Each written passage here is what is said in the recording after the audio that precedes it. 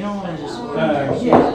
Time? Then they're pressing Or the it, rest. you can't send back. What, the You know. time is. So, she you told me that. definitely go there. Hey, Rob. You know, Good to see you. feel it out first. If you- Okay. Right. No. Come on now. Lord, look what wind. You're welcome, Very high, strong wind. That's a category 3. You can't do any complaining, man. No. I'm not here to say. You on the agenda? God, I hope not. You looking for a All right, let's call the meeting to order. It is Tuesday, July 23rd. We're here at City Hall for our regular monthly meeting. We'll stand for a moment of silence, followed by the pledge of allegiance.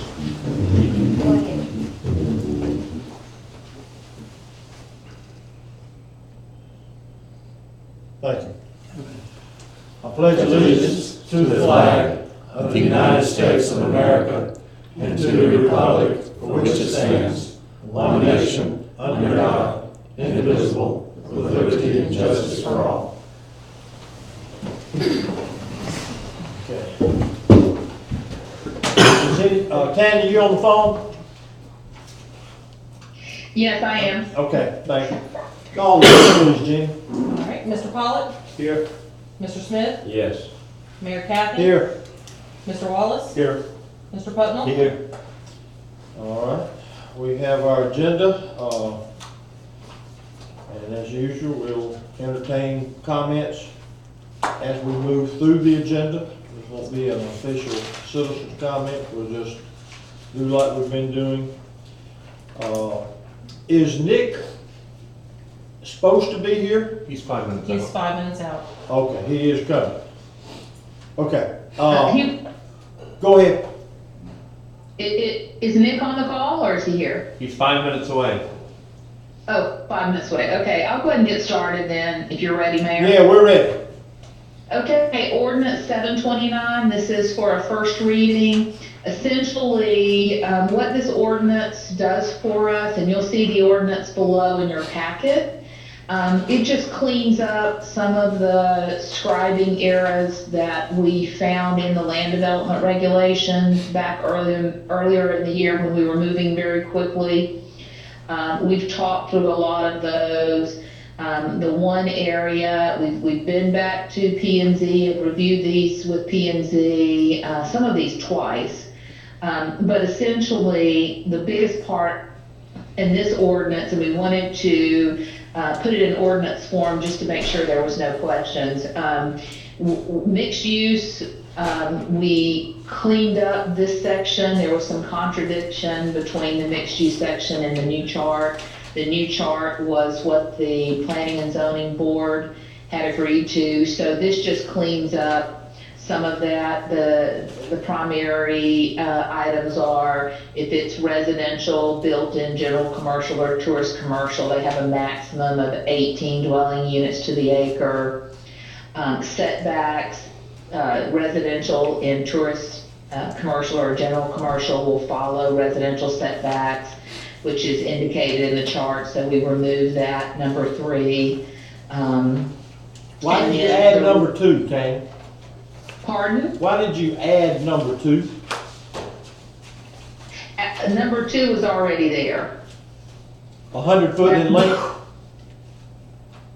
There's no change to that. That's been in the land development regulations. The 100 feet has? Number 2 under B? Right, that's been there. There are no changes to that. Okay. If it is, what's that? What page? 5. Page 5. Okay, gotcha. Okay, yeah, no, I'm looking here. Yeah, Go. me too. Okay, go ahead. And then if you scroll on down into that ordinance document, the section 7.2.12, this just incorporates some of the ordinance that you guys have already decided, which is, making sure that they can rebuild to the density prior to October 10th. And that's pretty much it. We just basically clean this up. And this is a first reading, So if you have questions or concerns after today, you can certainly send those to me and we'll address those before adoption.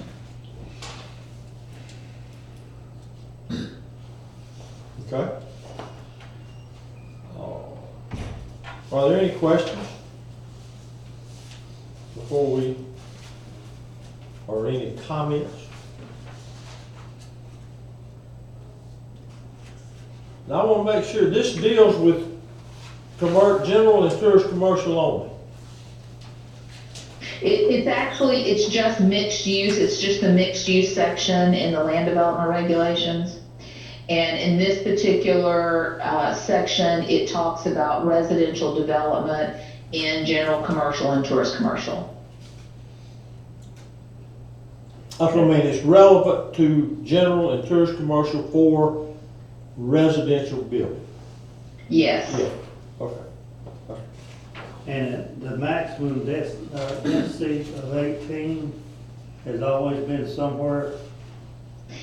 Yes. And what happened, Mr. Pollock, was when the land planner who made the changes for us, there was in the chart it said 18, but then in this section it said, as stated above, so it wasn't clear. So we just made it clear by putting the maximum density of 18 in this section. Okay.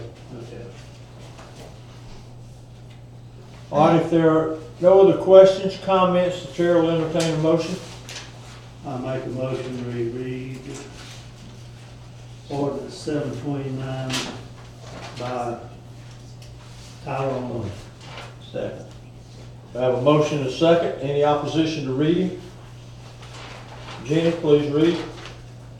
An ordinance of the City of Mexico Beach, Florida, amending the Land Development Code rules relating to residential development in general commercial and tourist commercial zoning districts, amending the rule for non-conforming uses and structures and providing greater consistency with the comprehensive plan, providing for codification, repealing ordinances or parts of ordinances in conflict, providing for severability and an immediate effective date.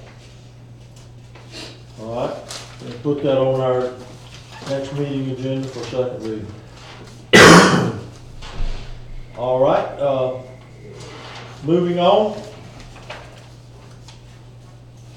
Ordinance 727, we've read this and discussed it. This is just changing the rear setback for general commercial from 20 feet to 10. It's been also socialized with planning and zoning. I know the council has had a couple of discussions about it, and you've had a first reading, so this is to adopt that change. We didn't have a second reading? We have not had a second reading yet. Okay. All right, I thought we'll have two. That's good. All right, are there any comments or questions? This one's been around, I think we've discussed this multiple times, so I'll just. go ahead. Have one comment, at the meeting, 2 meetings prior when we were discussing this, we were gonna insert the tourist commercial with the general commercial when we took up this ordinance, and I don't see any reference, it just referenced general commercial. That is correct. I'm guessing that's Jason. Yes, ma'am? Yeah, that's correct. We'll make that correction. Jenny, if you could note that, that should be general and tourist commercial.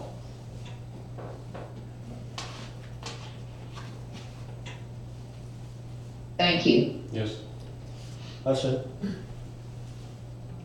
Is that an insignificant change in terms of reading, second reading? I think it is because I believe we corrected that on the first I think we reading. did too. I think we corrected it. We just missed it here. Okay, Yes. I'm good with that. Let's move on then to, do I have a motion to read ordinance 727 by title only? So moved. Have a motion? Have a second? Second. Is there any opposition? Jenny, please read. An ordinance of the City of Mexico Beach, Florida, amending the Land Development Code to reduce the rear setback requirement for general commercial from 20 feet to 10 feet, providing for codification, repealing ordinances or part of ordinances in conflict, providing for severability and an immediate effective date. Well, we need to correct that reading to include tourist commercial, Okay, so which is what reread we it. just did.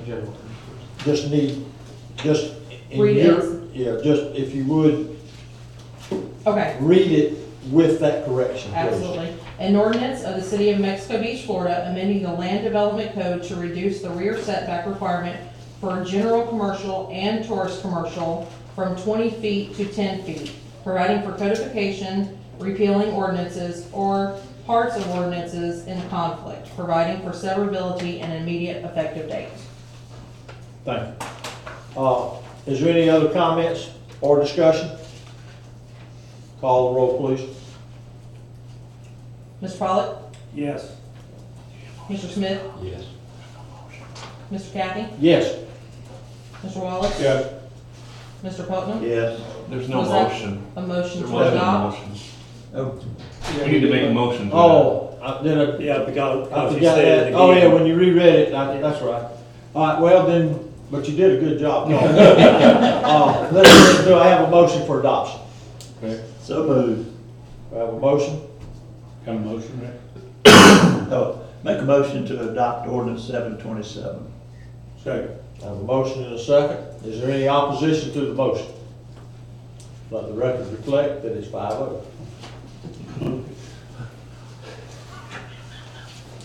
Well, she didn't have, I didn't want to do all that. Now, she did a good job. She could have found that. I could have done it again, I wasn't scared. All right, let's move on, Tanya. 728. 728, number 3 and number 4, I think it might be helpful if we hold off, table this until Nick arrives. He's here. Nick is here.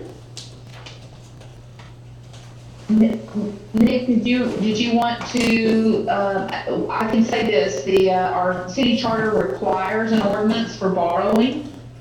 So that's why we have this ordinance 728. And Nick, if you have any added comments?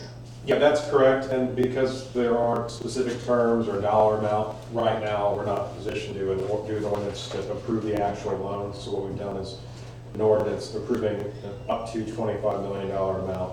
Staff would then go pursue specific terms, and when they're ready to recommend something, they would come back to you to finally approve by resolution.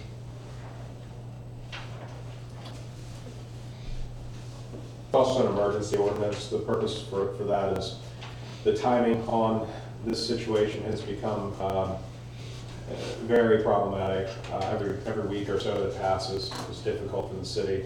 We have a lot of invoices piling up, and the system we've been operating for the past 8 months or so is at risk of going to a screeching halt. So this being an emergency ordinance, it's designed so that it can be adopted today without an additional reading later, but it would require a 2/3 vote of the council. It also doesn't commit any actual borrowing of money just by this ordinance alone. It would come back to you for a resolution. Okay. This postures us, if you would, I guess, for lack of a better word, for the city to be in a position to negotiate borrowing money.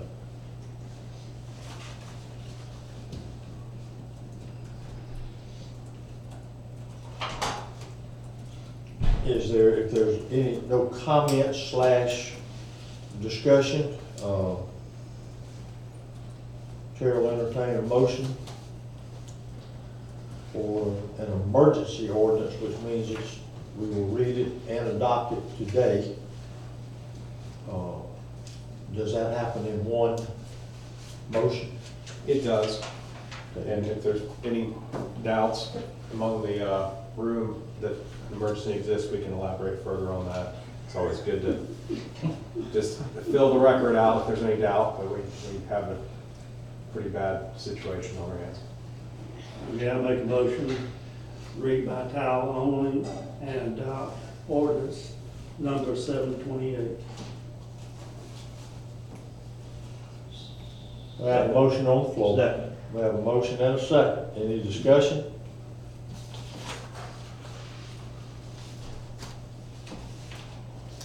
Call the roll. Mr. Pollock? Yes. Mr. Smith? No. Mayor Kathy? No. Mr. Wallace? Yes. Mr. Putnam? Yes. 60%. Ordinance does not pass. How are we gonna pay that? So that ordinance, just allows the council to do that. We, at the direction of our city attorney, we met with, a financial advisor last week. We gave him a summary, gave those guys a summary of our situation. And in order to engage the financial group to help us secure funding, we require, it requires a resolution, which you see that in your packet, as well as a letter of engagement from the city that would require the mayor's signature. And those are both in your packet. Yeah, The- I've got another comment or two as well. If it's the number in this ordinance, the 25 million, that's an intimidating number. I would encourage you to consider this ordinance, but maybe at a lesser amount.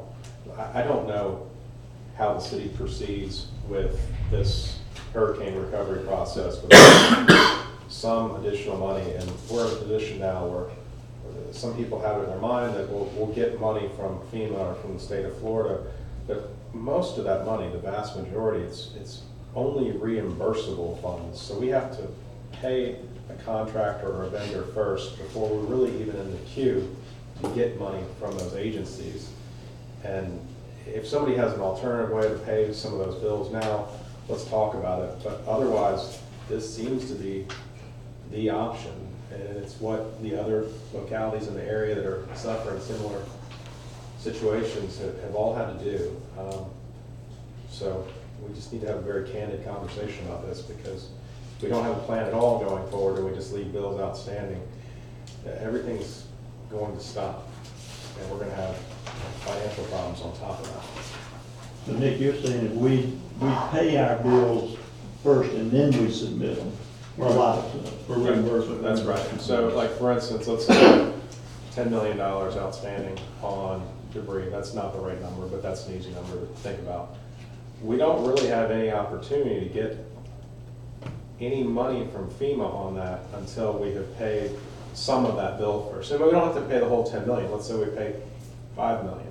Well, then we get in line to get a reimbursement on most of that $5 million, and we put ourselves in a position where the invoices and the bills are being processed, and we're receiving money and distributing money. But I don't know right now, those large bills, what funds are available to pay them so that we can then set up the reimbursement to occur. Tanya or Nick, in this ordinance, this is allowing us to seek an RFP for lenders? Is that what we're doing? No, not, Tanya, do you want to handle this, or should I? Go ahead, Nick. Okay. A few weeks ago, we talked about going forward with an RFP. Tanya worked with several of you on that issue, and eventually it sounds like the decision was made not to do the RFP. What this ordinance really envisions is consulting with the financial consultant, financial advisor, finding the best terms available, not necessarily doing an RFP, and seeing what's available in the market. Obviously, if there aren't any good options. Do we employ a financial advisor? We would. I think there's, especially not doing an RFP. $17,500? That's the fee they quoted.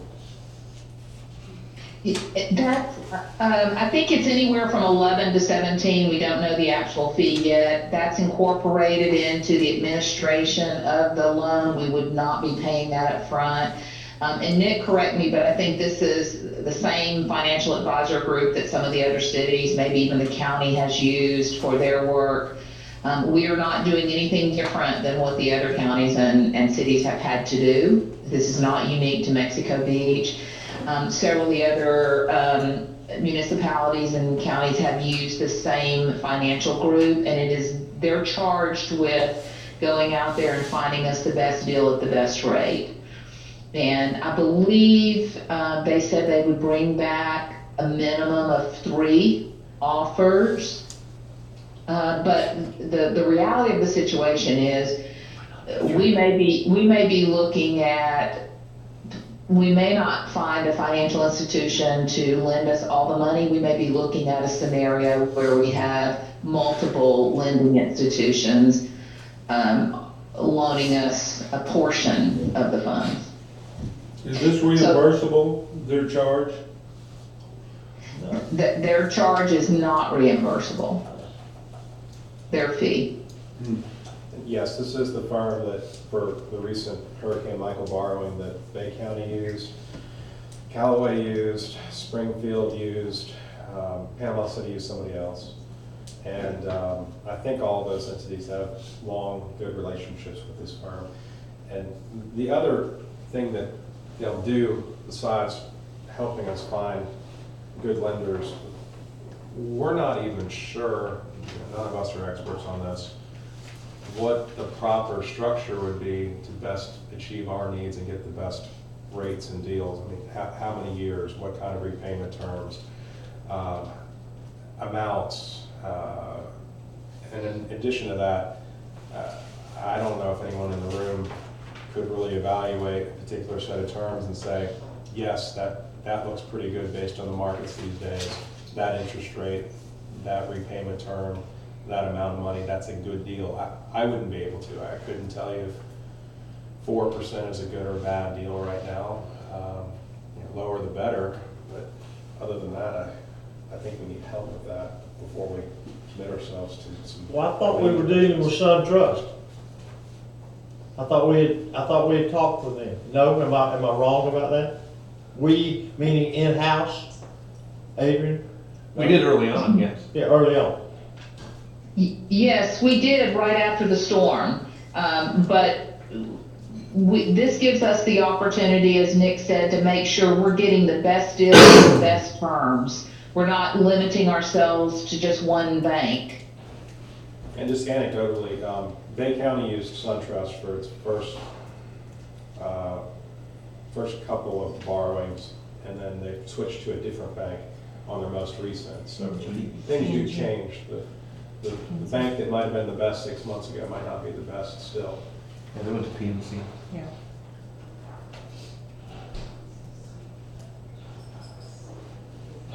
Can I ask a question? Sure. Have we, in-house, have we looked at, I mean, none of us want to borrow the money, but do we even come close to having the assets or anything in our power to pledge for a significant amount of money? If that makes sense, just of our own stuff, so we know before we go sign, hiring a firm, and then you come back and it's like, well, you don't have a tax base anymore, you don't have. We're not committed to pay the firm unless there's a loan. Contingency. So that's not really a risk. The banks are gonna really be the best evaluator of whether we have sufficient assets to back a loan. Say that again, excuse me. We don't pay the firm Unless unless we make get a the loan. Correct.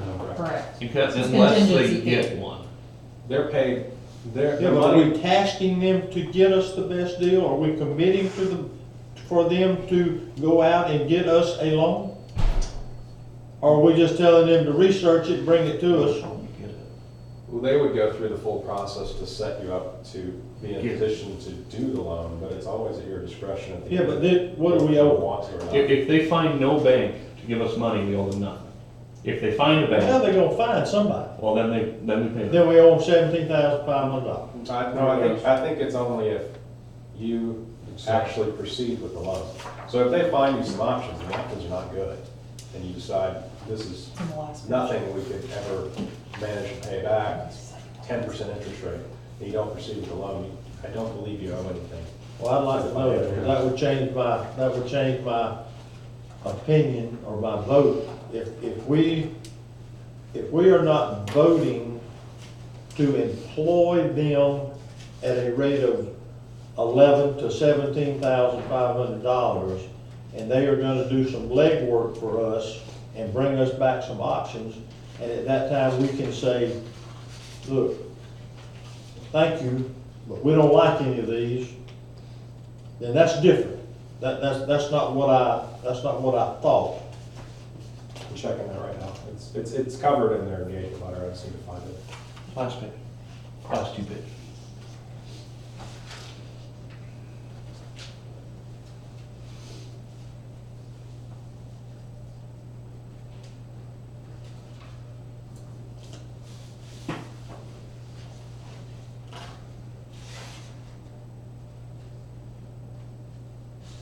Can I make a comment?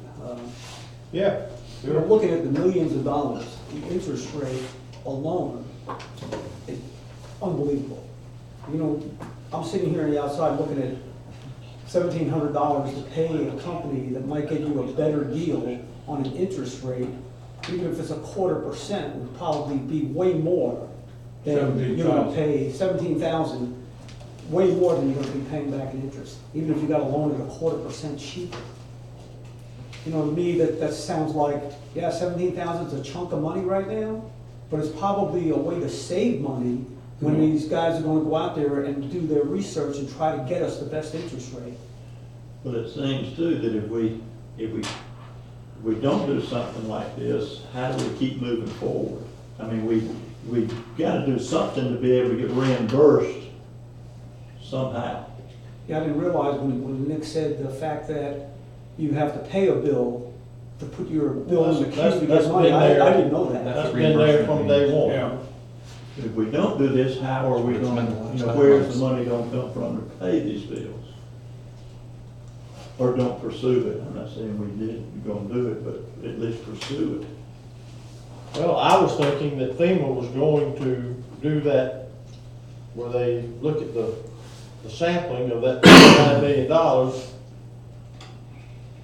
and they were gonna send us some money by September. Mayor, that's correct. If you remember the meeting last week with FEMA, they are going to fast track, I think that's the term Gary was using, that request for us. But even fast tracking it, because we're talking about $29 million worth of debris tickets. In order to take that sample and fast track it, he said in the meeting last week, we're still looking at late September to late October before FEMA will complete their work and obligate that. Then it still has to go through the state process, which is typically another 2 to 3 weeks. So we're looking at November, December, even if they fast track it. And this is a situation where I heard someone say, what are your assets, what's your collateral? It's the reimbursement of those funds. And when we met with the financial advisor, they asked a lot of questions and needed additional information on what is reimbursable, because that's what they'll be looking at. This is a cash flow issue, and unfortunately, that's just the nature of the FEMA public assistance process. So you're saying basically you could pledge the FEMA, You'd have to. you'd have to, but it would be what the bank asks, if anything else they would want on the pledge.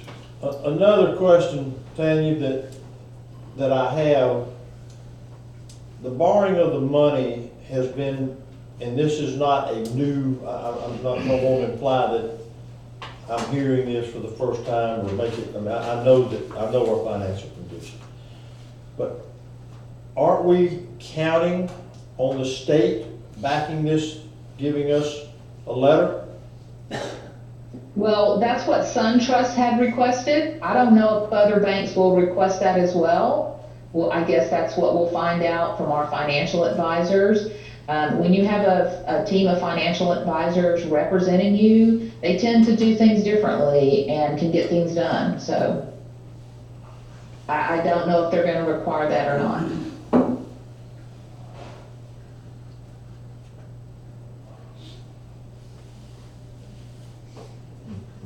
So what options do we have? We gotta pay our bills. Adrian, I'm trying to find that language that specifies when their fee is earned and how it's paid. I didn't find it specified, I only saw it drawn out how much it was. Yeah, Their scope of here's- services on the last two Scope of pages. services, these are all the services they will Yeah. give us for the fee. So I'm assuming if they don't give us these services all the way through overseeing closing, I thought I'd seen that somewhere, maybe it was on a different document or their email that transmitted this, because it's not clearly in here. I don't have a problem researching loan possibilities. I do have a problem with employing someone, or, no, I don't have, I want to know if that, I want to understand that. Nick led me to believe that that was not the case, and maybe it's just not clear. I'm thinking, down on this end, y'all are thinking that it is clear that they would bring us back 3 proposals, and that would have earned them $17,500. And if we don't accept any of them, we still owe them that money. I mean, I can clarify can't say it's not. with the financial advisor, yeah. But can we call them? Don't they have a voice? Can we ask them a question and see if that's true or not? Yeah. I'd like to know that too. Is that under section 2? You mentioned also that the amount of money in your, this reference is $25 million. Right. Tanya, what's the realistic number this city's not gonna borrow $25 million? So what's the number? Well, Where did that number depends come on- from? That depends on what Kaiser Kane is willing to wait on. Right now, we have about 10 million worth of their invoices that we have been able to reconcile. Right. Then there, or they, let me back up and say that we should have that complete within days. That's my understanding from Atkins.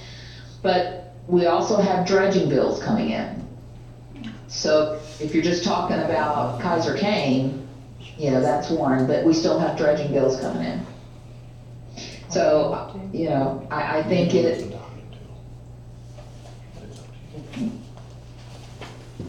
the longer, if you asked me this question a month ago, my answer would have been different than what it is today, Right, because right. they continue to come in. I did find more information about when the fee is actually earned. The email that sent this engagement letter to us, it followed a phone call that staff had with the financial advisors. So I wasn't on that call, but the email says, and this is from one of their top level guys, also as mentioned, the fee will be contingent upon a successful closing of the transaction and paid from the initial draw on the line of credit. No accrued time will be billed if the financing is not completed. That's crystal clear. I think we could just add that on to the engagement letter if we were approving it and signing it. I know that's been the intent all along. So in simple terms, if we don't accept it, we don't have to pay it? Correct. Correct. They're not expecting the city to write a check sometime. They're expecting it to come out of the loan proceeds. And if there's no loan, then they wouldn't be paid. Okay?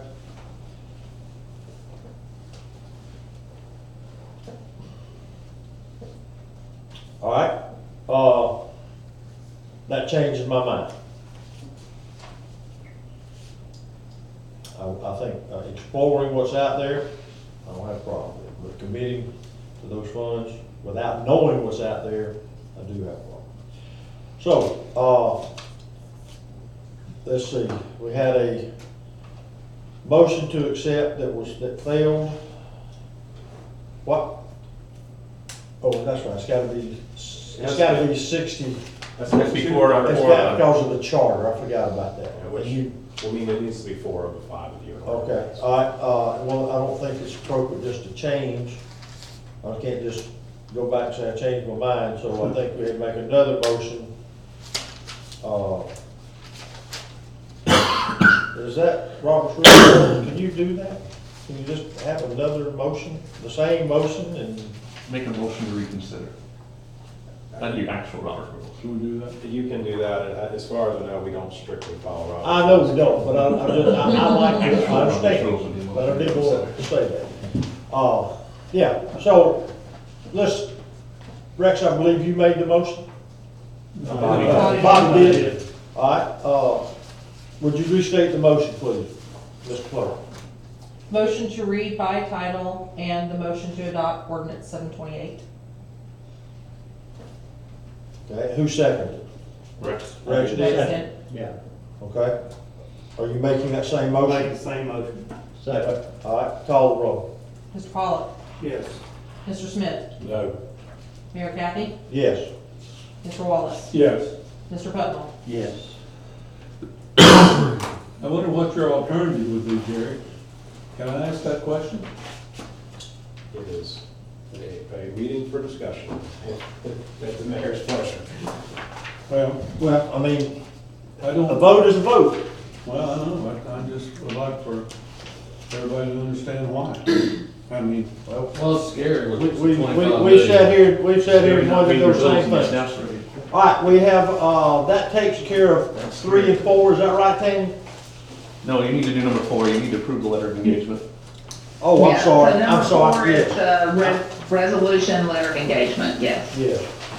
And we can condition that on confirmation that the fee is not earned unless we close it. All right, so on this now is where we need that, to add that, so that there's no misunderstanding about the confirmation of the money unless the loan is flow. I may not have said that right, but help Rex, because I know he's gonna make the motion. Rex, Wait a minute, repeat that. You would make a motion to approve the PFM engagement letter and condition it upon the fee not being earned unless there's a closing of the loan. you don't have to repeat it.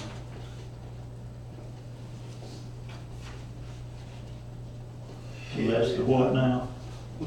Unless there is a closing on the loan. Just say ditto.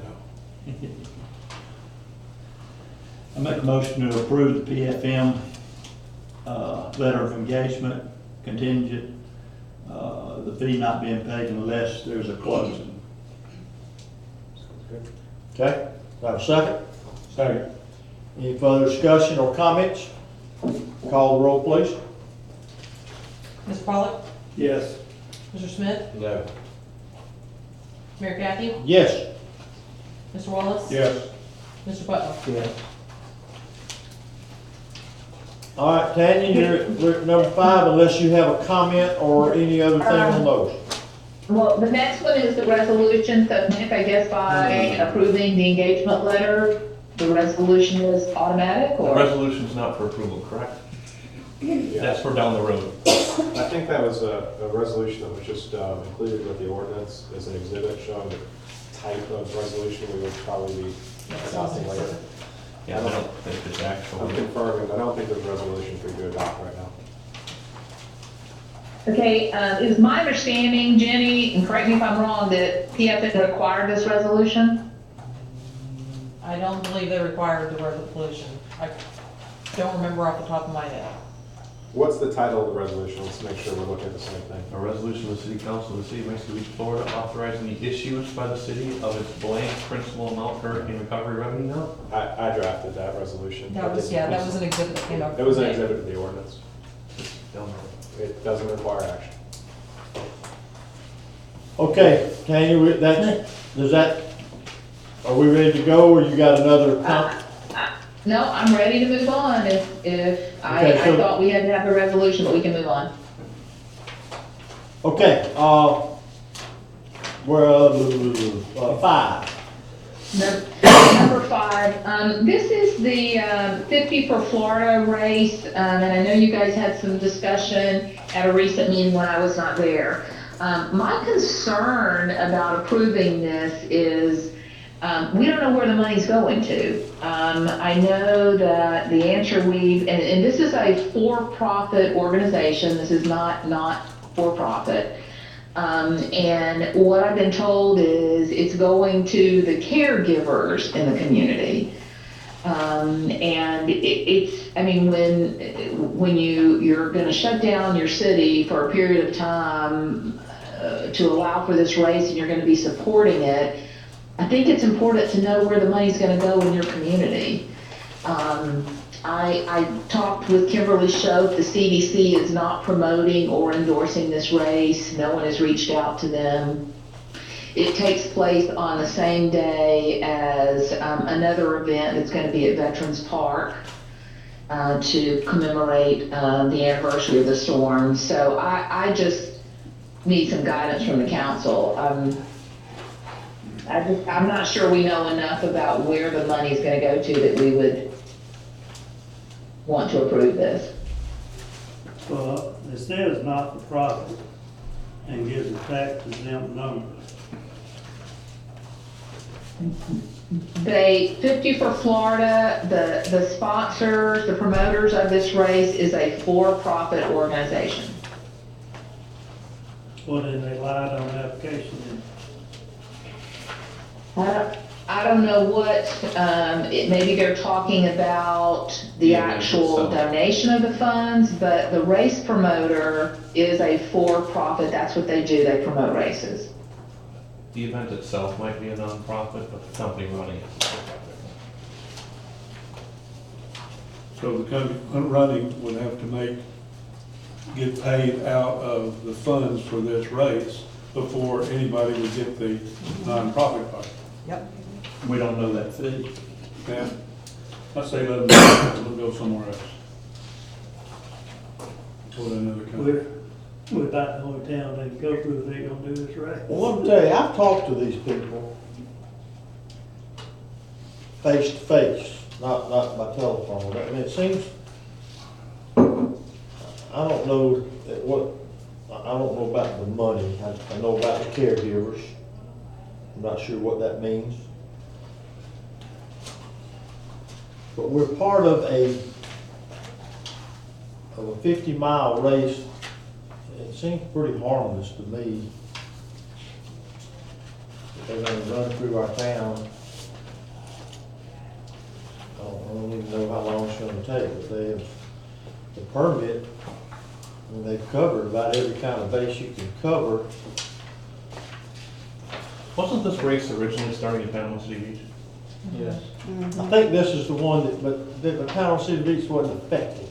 Yeah, but I think it was starting there and going all the way to St. Joe, and now everybody started telling them no, so they're now in Tyndall to St. Joe and turning around.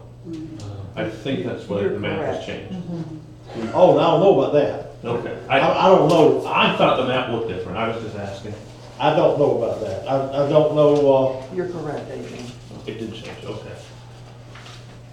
Tanya, I guess, is your concern just simply where the money goes?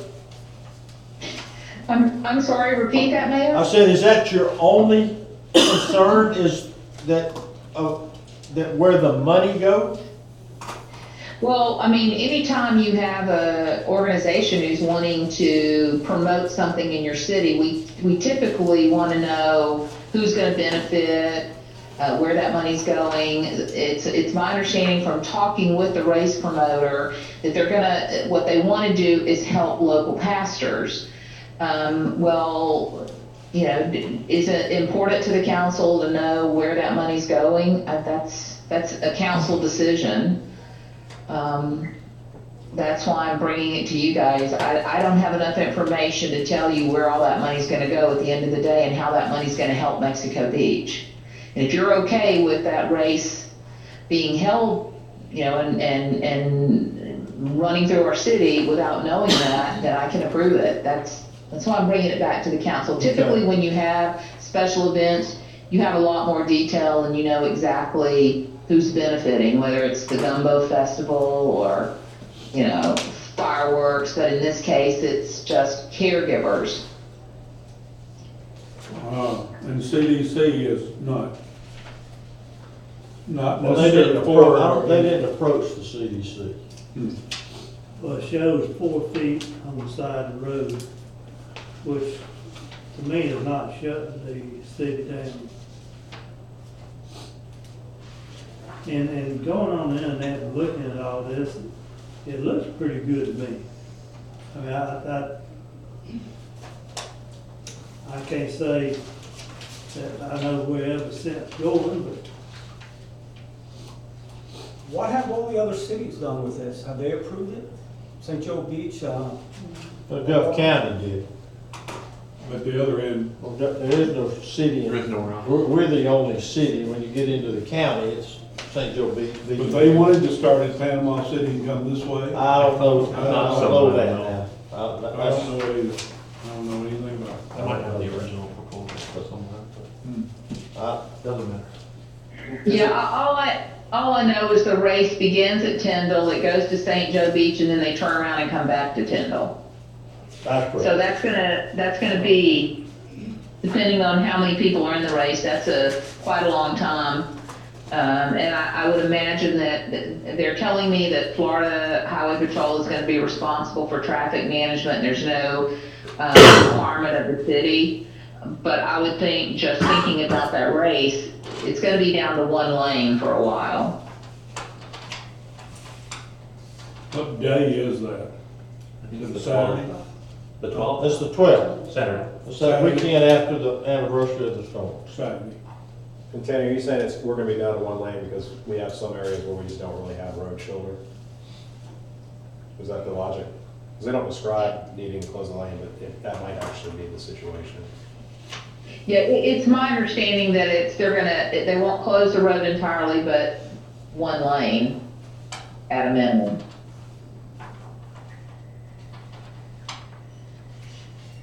I don't think their application asks for that, so that's an interesting discrepancy.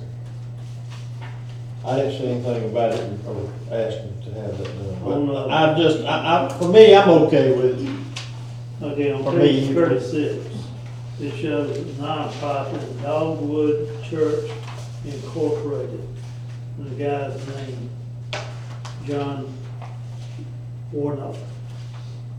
Has anybody contacted him to see where this is going or whatever? We have been going, through the race promoter.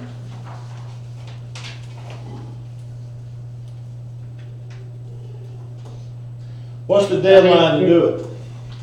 Or is there a deadline? I think the guy calls me often. I think they need to make a decision. They need our answer. I don't think we can drag it out anymore. If we're gonna allow it, they have to continue promoting the race and plan and prepare for it. Okay. All right, well, I'm gonna say that I'm okay with it. I may be the only one, but I'm okay. I go you out. I'm okay. Anybody else? Me three. Rex? Okay, all right, we're going with it. Now, they're gonna have to do a broad jump over the Weather Bridge and down there. You're gonna have to stop at the lights. Okay. All right, what else you got? So that's the answer to approve it. That's the answer. Sorry, there's a lot of noise. That's okay, yeah, Approve Yes, it? yes. Okay. Okay, the next one is the amended Dewberry Task Order for Design and Architectural Renovations to the Public Works Building to accommodate the fire department. Let me just explain this a little bit. We talked before about a temporary location for our fire department, and the council agreed that the Public Works Building would be a good location for that, and that was our solution until we can get a fire department built. Of course, that requires some retrofit to the Public Works building. I've reached out to Gary at FEMA to find out if it's better for us to do this as a change order to the current Marshall contract, since they are actively working on that building, or if we're gonna have to put it out for bid. As of right now, I don't have an answer back, but they are researching that to give us guidance, because this is that temporary housing of the fire department is public assistance eligible. So we're just looking for some guidance from FEMA. If we have to rebid it, we would probably do a design build and let the contractor handle all of that. But if we do it as a change order to the current contract, then we would need some mechanical, electrical, mechanical, minor structural work. And typically Dewberry handles that for us. So that's why I have this task order before you today. We can approve it with the contingency that it's on hold until we get an answer back from FEMA, or we can table it until we get an answer back from FEMA. It's the council's pleasure.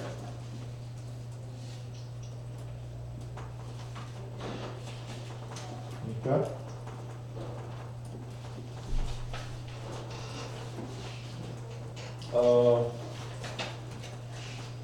Are we talking about putting the kitchen downstairs and, where are we talking about putting the kitchen? This is just putting the fire department in that upper level in the Public Works building, that unfinished space, and using that first bay for the fire trucks. But we did discuss when we met over there, the things that are in the task order, that it would include an office, bunk rooms, bathroom, shower, kitchen, storage rooms, and an exterior entrance exit that's required for them. And it's probably a list. I think there would be some structural retrofit as well to do all of it.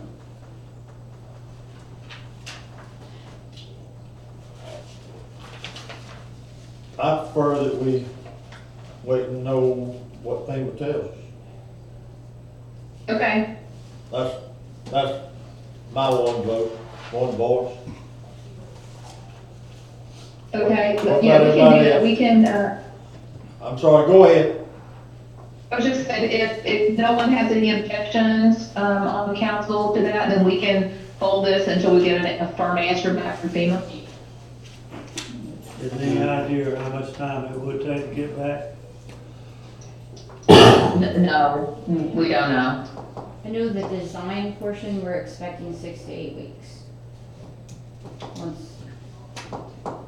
Once we give them the go-ahead, 6 to 8 weeks to be through the design, just, To be to the point we're bidding it, if that's the direction we have to. and then we've got to do it. Yes. So we're looking at another 6 to 8 weeks possibly. So where would the fire department be housed in that interim? Because isn't the building going away September the 1st? I can answer that. The public works guys and the fire chief have already started looking at how we can accommodate them in the interim, and they're working through that. Okay, great.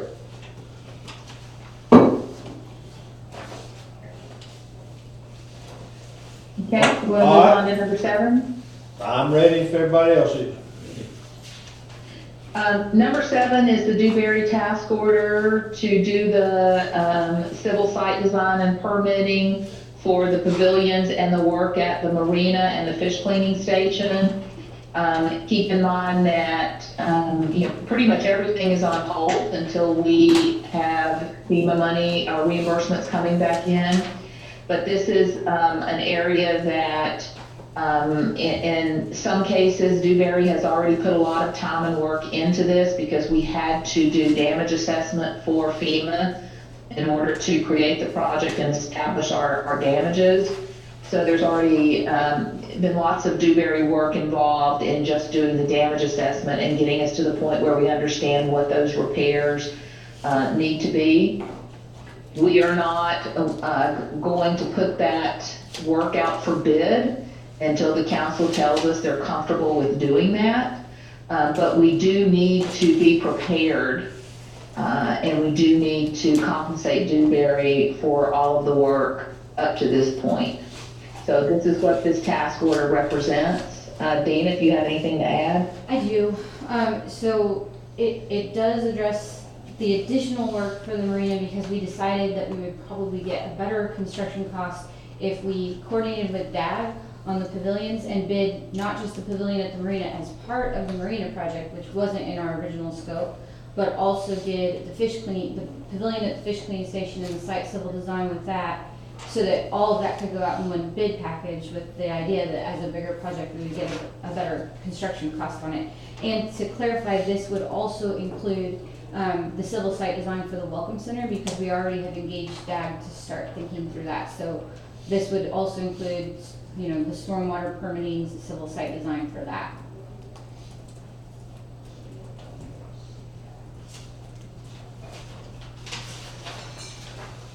So it is for $27,000. Speaking of the Welcome Center, Dan, do you have any info on where we are with the design of that? DAG has provided actually two different designs for the CDC to review. And right now, the ball's kind of in the CDC's court as to, you know, the agreement has been, here's what the city has with insurance money and with FEMA support. If you want to go bigger or better, that's on the CDC. The last response we received back from the CDC is they just want us to design it based on the money that we have. And that's what we can do, and that's what DAG will move forward with.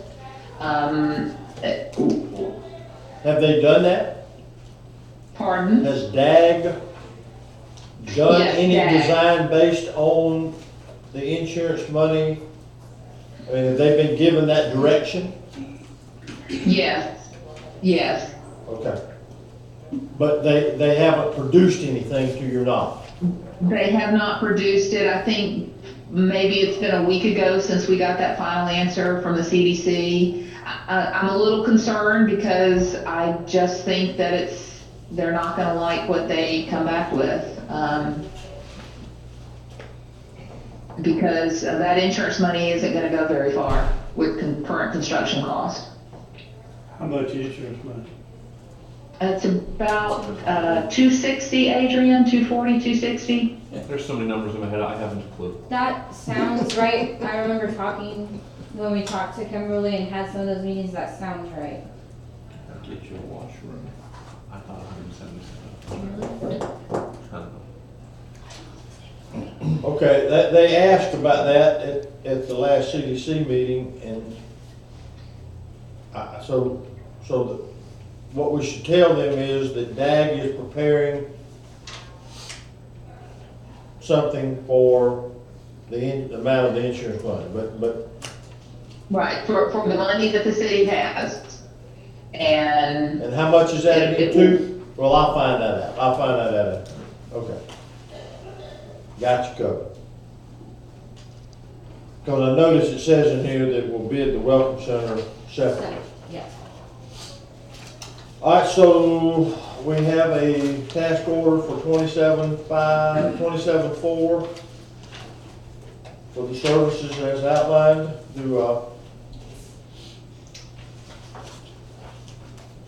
Is this part of a FEMA project? Yes. Yes. Yes. yes, it is. Okay. Chair will entertain a motion.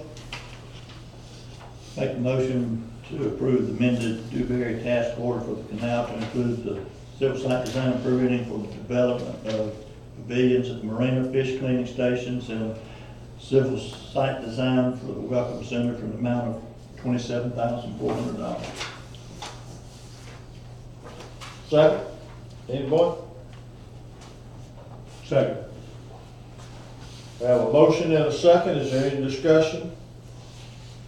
Is there any opposition to the motion? Motion carries 5-0. Okay? Okay, the next one is the task order for Crowder Gulf for waterway debris removal from the canal. I think that, and Dina, just keep me straight on this, we're just looking at the rate for the standby barge. Yes, and it's actually not a new task order, it is an amendment to the one we approved a couple weeks ago to do the standby barge. The difference with this one, the amended portion is the portion that's underlined. That first task order specifically said only debris removal associated with dredging. As you know, we've been finding more debris in boat slips, and I think, Tanya, you're gonna talk about the boat slips later, but we're trying to get the city slips open.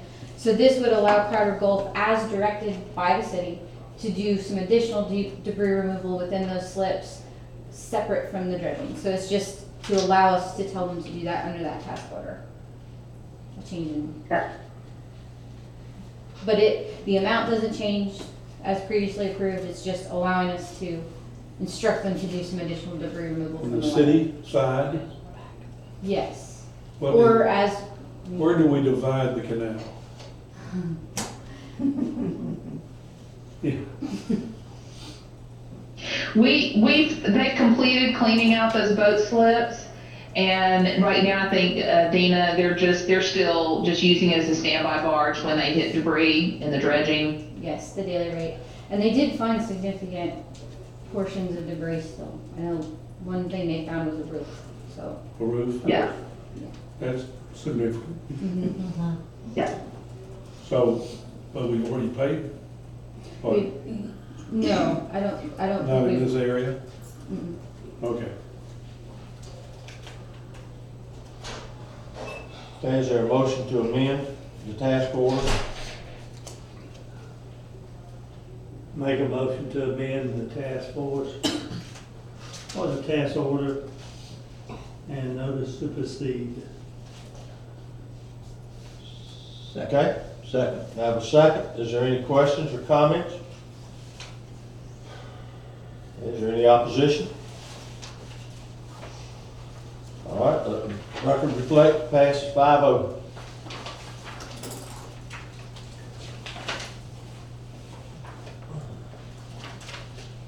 All right, Tanya, we're ready? Okay, the next one is the amendment to fire services. I'll let yeah, Nick speak to that. Okay. And the county attorney sent this amendment to us on Thursday.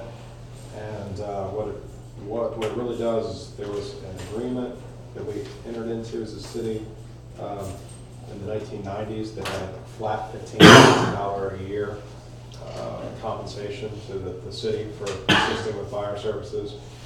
And the county has revised that so it'll vary year by year depending on the amounts collected by the county. And the amount for this upcoming year, I'm not sure when it would begin. I don't know if it's as soon as this is approved or if it's next year, but that amount would be $21,648.76 as opposed to $15,000. So it's almost a $7,000 increase compared to what we're living with right now. So it's a financial benefit to the city. So Nick, is it accurate that, so going forward, whatever's collected in the Mexico Beach Fire District will be paid to the city? That's right. The main document to focus on is the one-page document titled Addendum to Fire Protection Services Agreement. It eliminates that $15,000 flat amount and replaces it with any applicable, the amount the board collected from the fire protection tax in the prior fiscal year from the properties within the Mexico Beach Fire District. And we have the spreadsheets for how they calculate it this year. I don't know that any of us really scrutinized them closely. This came out very recently, but the amount is significantly more than what we normally receive. What's the purpose of this map? It's just showing the district boundaries, and I think when it was in color, it probably looked a lot better. Okay. It's just showing, that's the whole purpose of it. I think it's the service area. Huh? It's our service area. Yeah. Okay. Well, I just wondered why it was Sugar Sam dark. Let me see if I can. pull I it think up. it's because the parcel lines are just really close together, it makes it look darker. Okay, Well, parcel lines are I all- got you. Hmm? Yeah, the parcel lines are on. So, Yeah. it should be saying, Bill, amounts go up. Oh, yeah, there's that value with it. Here's how it And looks. they do it by millage, you know? County. So, yeah, the purple area is the fire Oh, district. yeah. And then it looks dark But it's down to just- Sugar Sands because they've already platted their lots, so those are a lot of. Lot of lines, I got Close together. Okay. All right, so does this, what action is required here? A motion to approve this addendum. Okay. Does that map mean that Mexico Beach is responsible for that entire area? That That's our service area.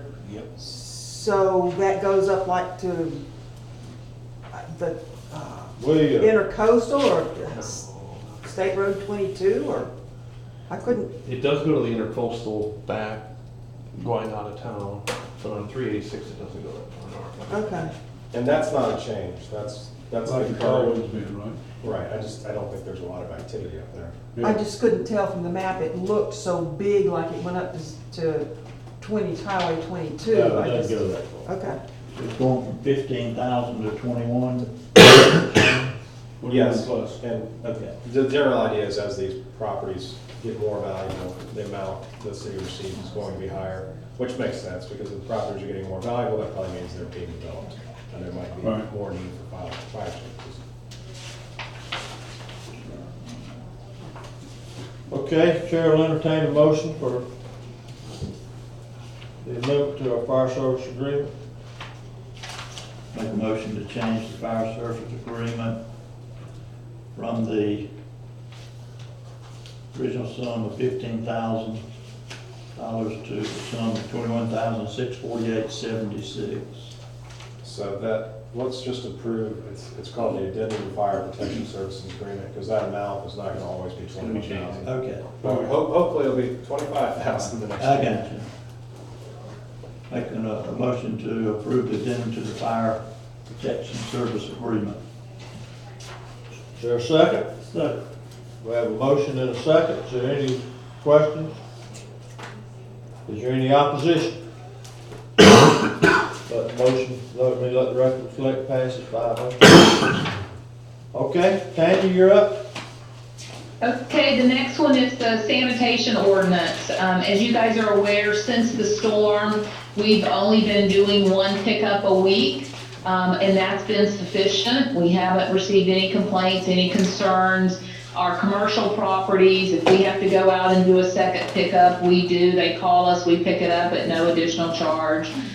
It's just the one pickup. We really don't have the volume to justify two pickups a week.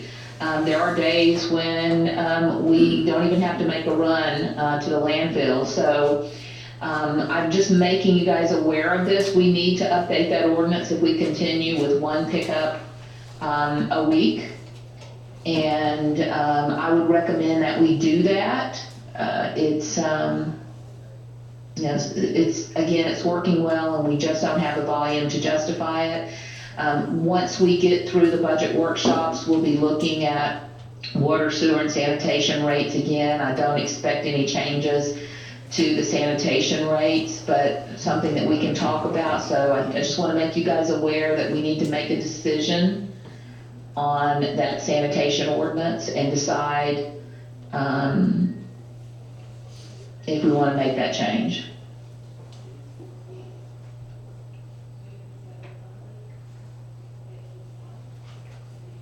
Why would we need to change it?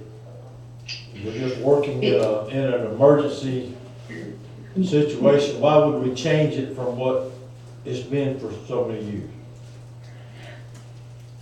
Well, I mean, that's the question. We're only doing one pickup a week, and we have been since the storm, but the ordinance says we do two. So if we're gonna continue to do one, which would be my recommendation at this point, we should amend that ordinance to reflect the one pickup. We're gonna go back to two. And we're gonna make people, we're not, I mean, we're letting them put the trash cans out at the road, that's not according to the ordinance. So I mean, it just No, seems this like, is, I'm strictly referring to the number of pickups a week. We are doing only curbside right. currently. But I mean, to me, if we're gonna, I mean, we're only doing it because of the storm. We're not doing it as a change in. I don't know why we just don't, it's based on demand, so I'm okay with just leave it like it is and just keep picking it up as, you know, like you're doing now. Tanya, are you trying to determine whether for the next fiscal year to budget for 1 or 2 times a week service? Would this be more than just a few months kind of situation? Is it for I'm entire just next trying, year? I'm just trying to make sure we're following our ordinance. And we made this decision, emergency after the storm, but it's continuing because, you know, we've lost about 70% of our homes. So there's no need at this point to do 2 pickups a week. So if we're gonna continue with 1 pickup, shouldn't the ordinance reflect that? Or do we just continue to work unlimited period of time saying that we're supposed to do 2, but we only do 1? That's just my only concern. Well, if we're gonna do 1, it'd be better to update the ordinance, but if this is only gonna be for a few more months, we'll barely get through that process before. Well, it'll be longer than a few months. That's kind of the We're question. not, I mean, we're not, you know, A few years, 6 months. Well, could you just, in the motion, say until a certain day, as needed? Is that a possibility? And not even put a date on it? And What? right, and we don't have to decide all the details today. I just wanted to put it on your radar and let you know we need to make that decision. well, I think we have made it. I mean, we're working, we're doing it as needed due to some adverse conditions. So Nick, you agree we should update that ordinance to reflect what we're actually doing? If this is going to be a long-term situation, that would be the better approach, but I also can't imagine the city getting sued or having trouble over this. I mean, it's fairly obvious that the population here is a lot smaller, finances are tight. It's always better to have the correct rules on the books, but again, it really comes down, in my mind, whether we anticipate this being something that would be a long-term situation. If we're gonna be it once a week for a couple of years, sure, I think probably better to have the ordinance. Right, I think we could easily see this continuing for 2 to 3 years. Tanya, Well, question I have, the last time we fooled, the council fooled with the sanitation orders. It was a mess. 5 years. the people here though still make the same amount of garbage. I'm here, my garbage hasn't gone down half the amount. I figured you'd be going back to 2 days a week soon, picking up like my street. Right now, I've been taking my garbage other places when the dumpster was down at the park, but that's gone now. Because I mean, the amount of bugs that get in garbage after pretty good amount. I realize there's not as many people here, but the same amount of people who are living here produce the same amount of garbage. Katie, can we think about this? Yeah, I mean, I'm just raising it. We've got time to think about it. You guys may decide not to do anything. I'm just bringing that to your Okay. attention. All right. When my 10 grandkids are here. Is it okay to digest that? Okay. Thank you. Number 10. 11, excuse me. The next one's number 11. Those are the canal slip rentals. We do have the city boat slips cleaned out, and we are allowing the charter fishermen to go back into, we have about 11 slips that we feel comfortable with folks using. We feel like they're safe.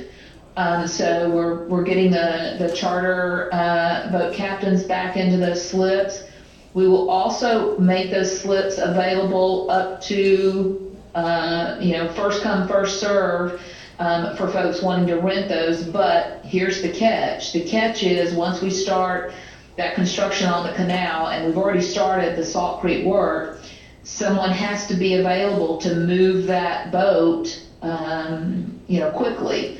So if you're a Georgia owner and you want to rent a boat slip, you have to have the ability to move that boat if we need it moved for construction purposes. So that's the catch.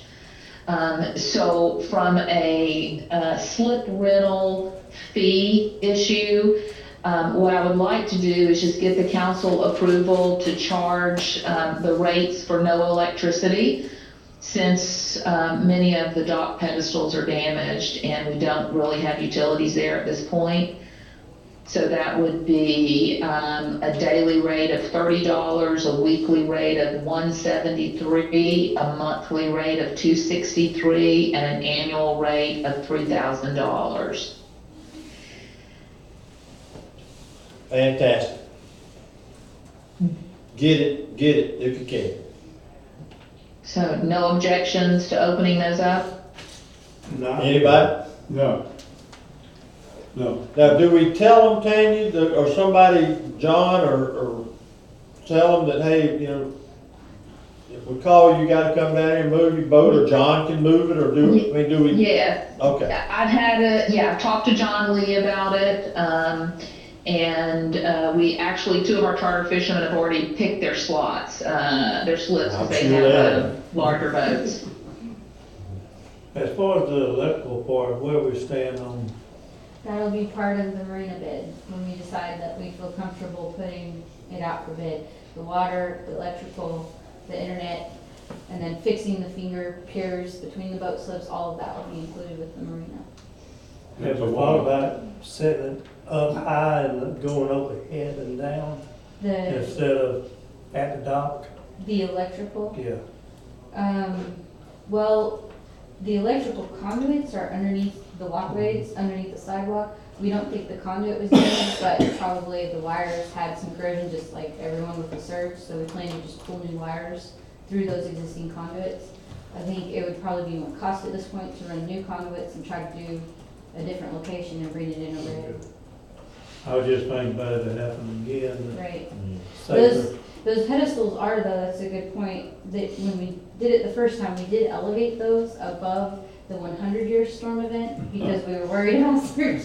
But Michael outdid this on that one. Tanya, could you give, it has to do with the canal, but the Salt Creek, just sort of a quick, where are we with the Salt Creek project?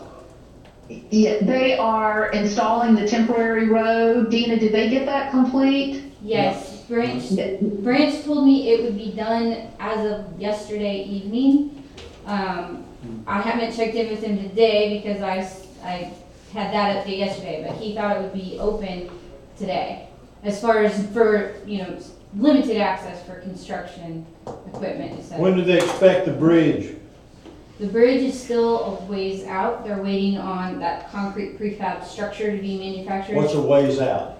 The estimate I got was 10 weeks, but that was about 2 weeks ago. So I think we're waiting, now we're down to 8 weeks. The sheet piles have already, I saw a submittal for those, so I think they've already got those turned in to be ordered. So those I think will come in faster. They also are still waiting on the pre-driving survey. I gave the contractor some additional geotechnical names that I knew of because he hadn't been able to schedule anyone from the firm that he had lined out. And we are hesitant to do anything in terms of driving sheets because of the yellow house and also the house across from Salt Creek. Now I know the house across from Salt Creek, they had their contractor in as of yesterday to start stabilizing it. So we're planning to work around that and make sure that theirs is stabilized before we start disturbing at the creek itself for the permanent crossing. Right. So there's definitely some logistics. Yeah, they were afraid that the pounding would damage the big house there on the corner. Right, which is that pre-driving survey so that we can analyze what's out there and, that way we'll know if the project does do damage, so. I talked with him and, I don't think he's as optimistic as we are, time-wise. Is that, which one? The guy in charge, construction now. that's working on the bridge, go around. Well, he's got a contract, he better get optimistic, that's all I've gotta say. I hear you. Okay with me. And part of the delay was when they determined they needed to do this temporary road, then there was a wait on permitting. So that slowed us down a bit, but, we're moving forward at this point. But as Dina said, that's limited access. That doesn't mean the general public can go down there and use that temporary road. We'll certainly allow those homeowners, I'm sure the contractor will allow those homeowners, on the other side of Salt Creek to have access through there, but it is not used to go down there and walk your dog. And they're actually working today on, working on the groundwork from the house there on the corner. Trying to work on supporting it and the concrete, blah, blah, blah. So that's what, once they get that done, then they can start driving the pile things. Right. Okay, thank you. Moving on. The next one is insurance proceeds. I know Adrian and I have talked about this in the past. My biggest concern is when you start looking at a policy the size of the city's policy, it's kind of like financial advising. We don't have an insurance expert on our staff, and I'm concerned that we may be leaving money on the table. I didn't know if the best approach, I'm not sure if it's a public adjuster to review our policy, or if it's someone with our city's law firm who has that insurance knowledge, but I would feel more comfortable if we had someone with expertise in that field to review that policy to make sure we're getting everything we're entitled to. So I wanted to just raise that issue for discussion this morning and this afternoon and get your thoughts. Do you have feedback from our insurance company, or not feedback, but do you have reason to believe that there are areas in our insurance payouts thus far that we are coming up short? I mean, can we identify certain areas? We're still dealing with reimbursements. I know that the insurance company is challenging the repairs to the Public Works building.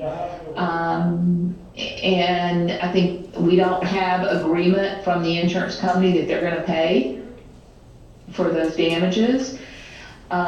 We have lots of different coverages on that policy. Some of them, it's clear what it's intended to cover, some of them not.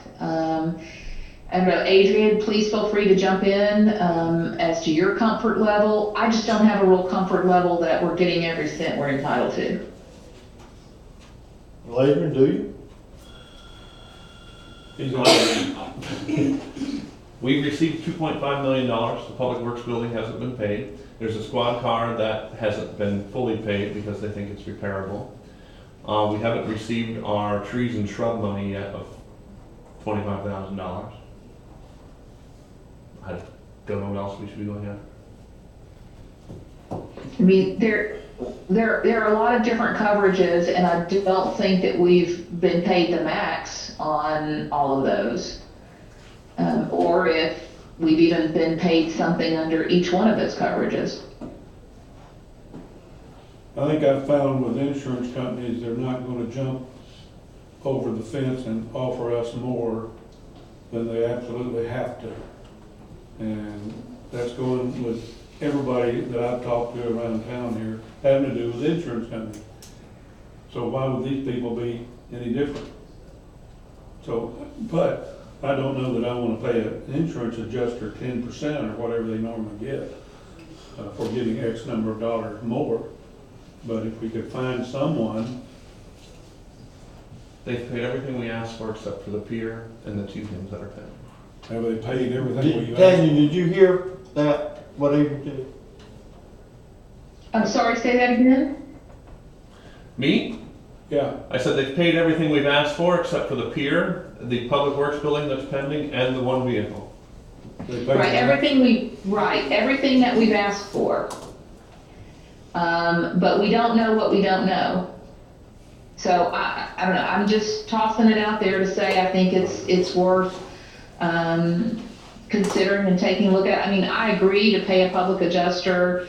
I'm not sure that's the right approach, but I think it would be beneficial to the city if someone reviewed our policy and what we've been paid to see if we're leaving anything on the table. We had $500,000 coverage on the pier. They're denying that coverage. Why? Because they're saying that the damage was due to Wave action. flood. No joke. But I'm not so sure. But we don't have flood damage.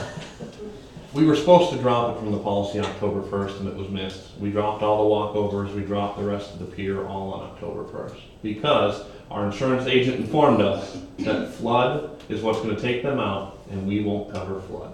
So we dropped it, just quit paying the premium on it. But that one we missed, so it wasn't a surprise to me. But I do know that that decision has been challenged numerous times throughout our city, and policyholders have been successful in getting wind coverage for that damage. I mean, you can't look at some of the video that's out there and deny that the wind, 170 mile an hour winds were here long before the surge came in. And when you look at where the pier, pieces of the pier ended up, it didn't follow the surge line. So those are just some concerns and questions that I have, and I just think it's worth somebody taking a look at it. I think it is certainly worth. Nick, can you offer any insight into that? Yeah, absolutely. So I've spent very little attention on the insurance policy. If we're gonna focus in on it more, I do have some law partners that they litigate all the time, and most of their litigation is on insurance matters similar to this. And one of them could easily help out with this. And also, I'm still billing a lot of my work under a hurricane recovery related billing matter, and that billing matter is reimbursable. I would imagine that this effort to look over the insurance would also be, it's very clearly a result of the hurricane, unless there's some exclusion about insurance, it would be reimbursed. I think at 90% level, is that what reimbursement has been? Right, is that correct, Danny? I'm sorry, say that again? I was mentioning that my hurricane-related work, my firm's hurricane-related work has been partially reimbursed by the agencies. Yes, that's correct. That's correct. What is the reimbursement percentage on that? I think once we hit that 2.8 billion number, it's going to be 5% for the city. Okay.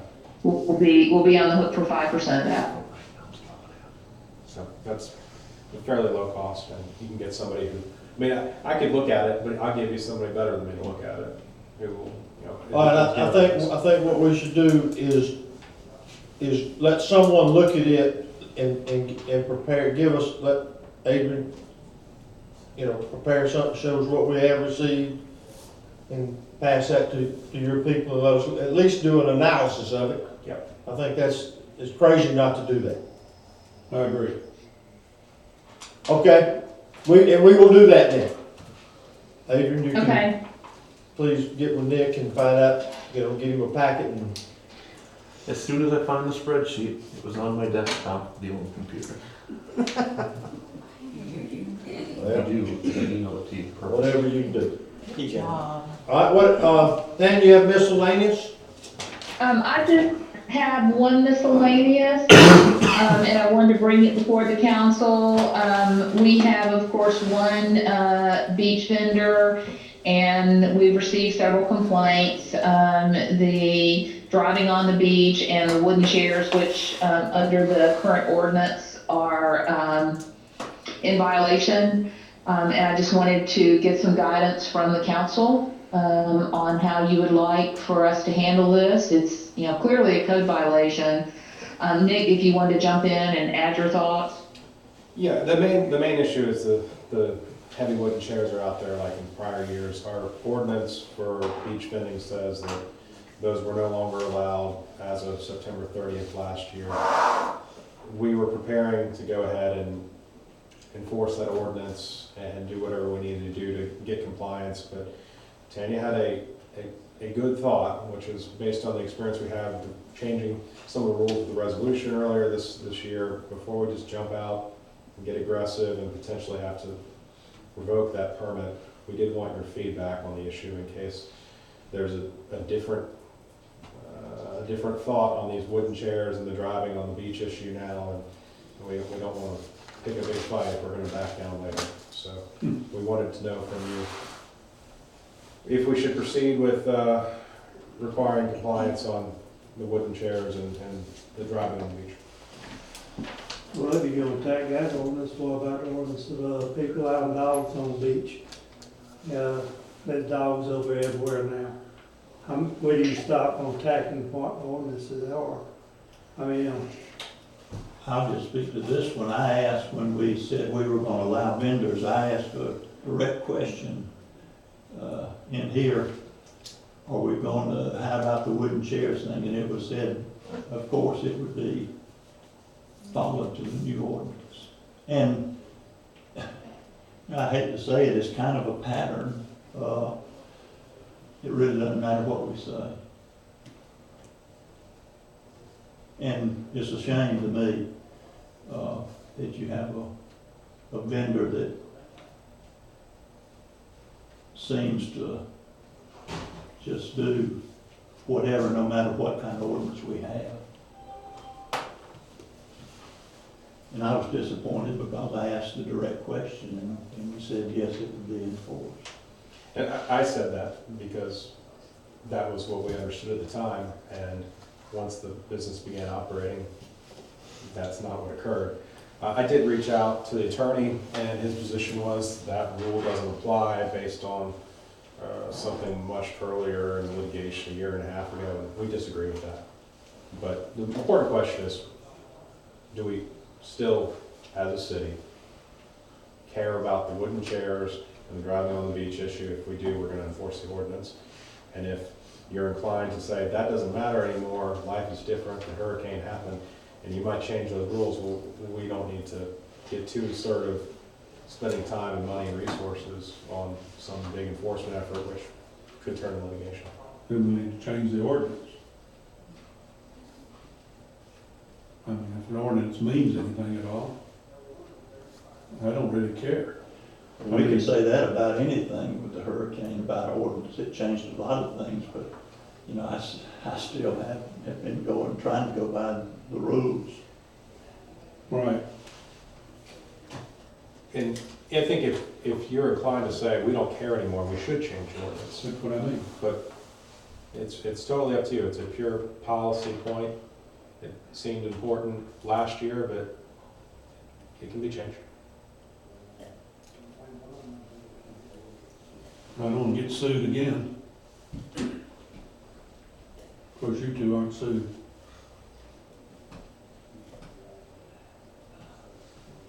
Still buy pizzas.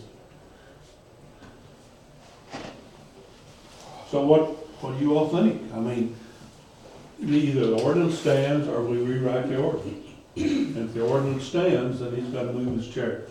He's got to do what the ordinance said. You know, and if we want to change the name of the city, we can change the name of the city and let him do whatever he wants to do. It's a little obnoxious from my standpoint, I guess. How long is that permit good for? 1 year. He has right now. I think they expire at the end of the calendar year, though. I don't think they're 365 days. I think they're for the actual calendar year. are they left on the beach, or they moved, or what? And left. Left on the beach.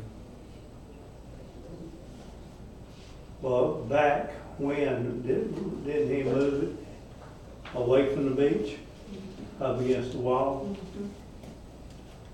Well, there's no longer a wall, right? He's down by the driftwood. Yeah, It's a different location. That is another point, that the ordinance does require moving certain things upwards at night. I don't think that's being done with everything, but the more direct, obvious question is these wooden chairs, because they're not supposed to be there at all. It's the chairs and it's the driving on the beach, which, I'm more concerned about the driving on the beach with what we're trying to do down there and the damage that our beach has suffered.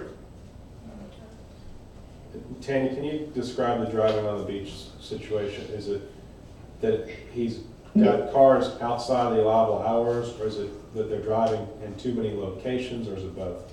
It's a combination. It's, the ordinance says only ATVs, this is a UTV. I know I've seen a big tractor parked down there. I don't know if the tractor's actually going down on the beach. It's parked on the Driftwood property. And then the driving is supposed to be limited, it's supposed to be restricted from 7 a.m. to 7 p.m. In other words, the ordinance is designed so that if you can get down on the beach with your ATV, if you are removing your equipment at the end of the day or setting up at the beginning of the day, but there shouldn't be driving between 7 a.m. and 7 p.m. And I have, code enforcement has photographs of driving on the beach outside those hours, as well as driving prohibited vehicles on the beach.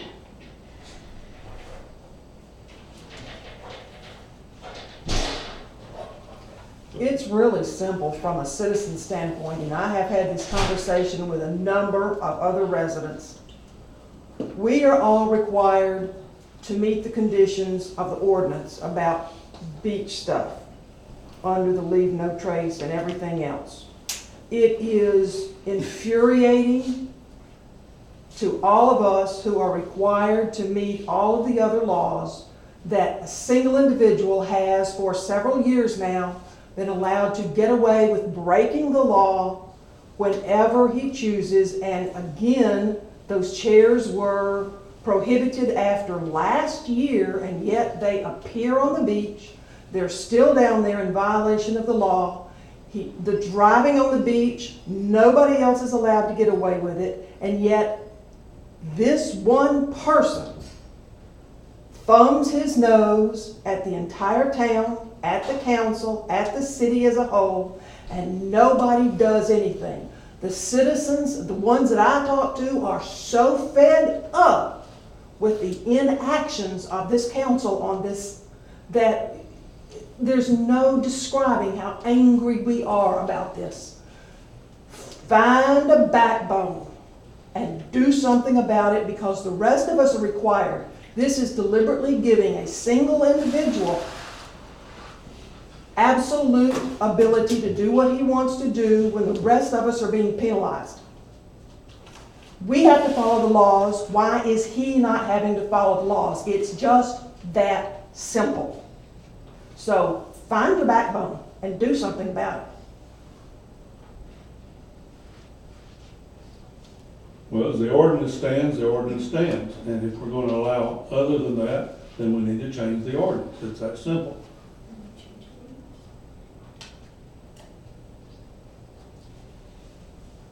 Don't everybody talk at once. Evidently, something must have happened in the past. I'm the new guy here. Yes. So it's something about suing whatever. I just don't, sitting here as an outsider, new person, when you have an ordinance, what the hell's the big deal to enforce it? He still has a lawsuit against the city right now. I mean, was there a big lawsuit or something? Oh, yeah, it's still going. It's ongoing. I don't think that's the reason to base a decision one way or another on this. The issue that staff's facing, because they started the process to begin code enforcement. They just didn't want to dive in and have a big fight. A few weeks later, the council would say, well, it doesn't really matter anyways. Why are we doing this? Yeah, I don't blame So, you. Yeah. but Mr. Wallace is right. Your options, if you don't want to enforce these rules, you should change that ordinance. You shouldn't just let it linger. And if there's no real reason why policies and situations and conditions are different, then the ordinance should probably just stay the way it is. But if it feels like you've got a different opinion about the world now and situations are different, you're always free to amend an ordinance. I know for 2 years in a row, he was told he had until the end of September to remove those chairs. And for 2 years in a row, he still has violated that. When he was told they had to be replaced by lightweight chairs 2 years in a row. 2017, they were supposed to be replaced. 2018, they were supposed to be replaced. All Has anybody confronted him with this, or is this just observation and nothing said to him, or what? Nick, you wanna, I know Nick, you've had conversations with his attorney. We exchanged some emails. The attorney knows that the city believes this is out of compliance with the ordinance, and he responded back that the ordinance doesn't apply. So we had presented our positions, but I haven't had in-depth conversations. I haven't talked to the business. How's our lawsuit going? I don't know that a whole lot of progress has occurred in it. But I'm not handling the lawsuit. I'd have to get a status from your insurance counsel. Yeah. Dan, what do you want to do? Well, that's a question for you guys. You know me, if there's an ordinance on the book, I'm gonna enforce it, because that's my job. What is the beach driving again? Repeat that. I know about the chairs. I mean, the chairs are a pretty simple thing, but he has other vehicles on the beach that are not approved. Is that what you said? That's correct. Okay. As well as advertisers. I don't know if they're supposed to be there either.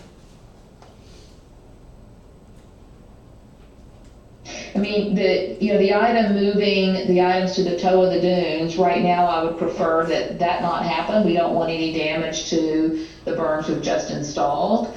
So, I mean, that one that's a good one that, we, based on, on our situation with the hurricane, that might be one where, we wouldn't enforce it. But driving on the beach, I know that we're probably one of the last cities to implement an ordinance outlawing those heavy wooden chairs. So we were kind of at the tail end of that already. But it's up to the council what you guys want to do. I just need some direction. And as Nick said, I didn't want to send a warning letter on revoking the permit unless the council was going to support that.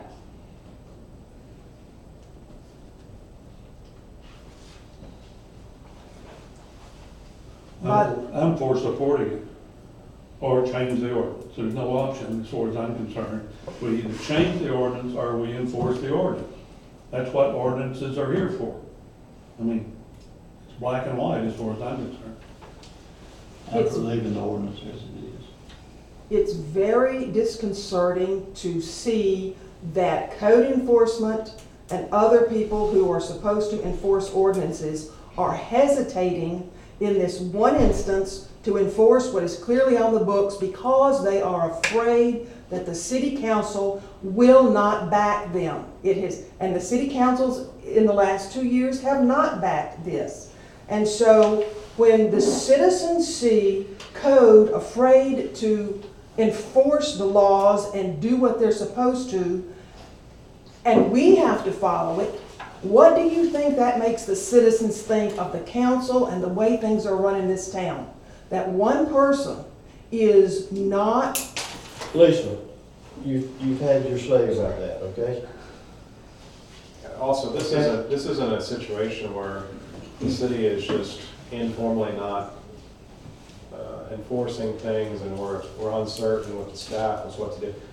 You adopted a resolution clearly to allow this business to operate last month. This is unique, and there's a reason to think maybe you might adopt another resolution or change an ordinance.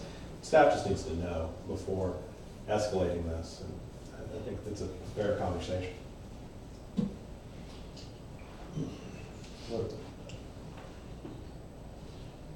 I don't have any problem telling them to get the chairs off the beach.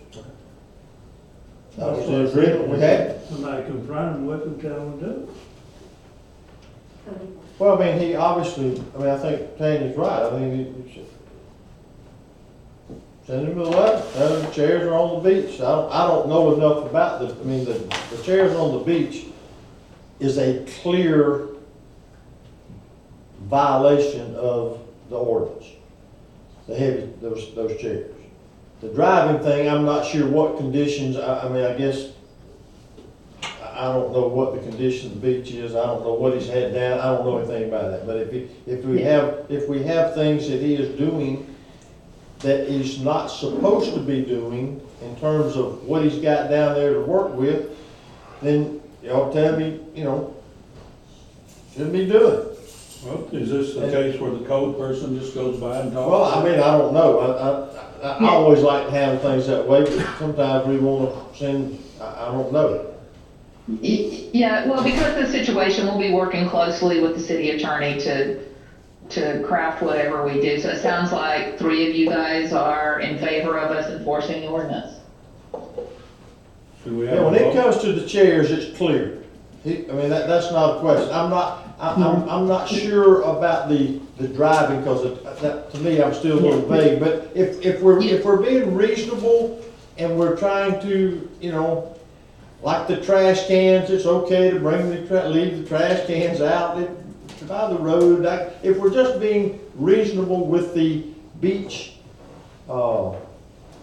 access or whatever he's doing, that's fine. The chairs, I think he absolutely should be told or given a thing to get them off the beach. He knew it, we knew it. Surely he's not running over the new burns. I mean, he knows better than that. No, we haven't had any issues with that. And the driving is clearly laid out in the ordinance when it's allowed and when it's not. So that's I clear know in it's the clearly ordinance. laid out, but I'm saying, I hope that we are being as reasonable with that as we are with other things that we're being reasonable with. That's all I'm saying. If we're gonna say Yeah, 7:05, Of course, we're being reasonable. I think the fact that we brought it before the council today, we're trying to make the right decision and do the right thing. I'm okay with telling them to get rid of the chairs. If it doesn't do it, then I don't even know what you do, revoke the permit, is that, I don't even know the process. If he doesn't, is that what happens? I would say to be fair, you give him a reasonable amount of time to do it and then put some teeth in it, and that could be Revoke the permit. yeah. But is that the way it's written? That's where this would happen. That's the way we would handle it. Yeah. And then we'd have a situation with a revoked permit, and we'd have to say if To you go through actually- that, I understand, but as far, absolutely, I mean, to me, the chair thing was just never but I would hope we would go down there and just say, hey, you need to move these chairs, or either write him the letter and give him a chance to respond. Well, I would hope, since we did allow him to open his business, he would work with us by moving the chairs.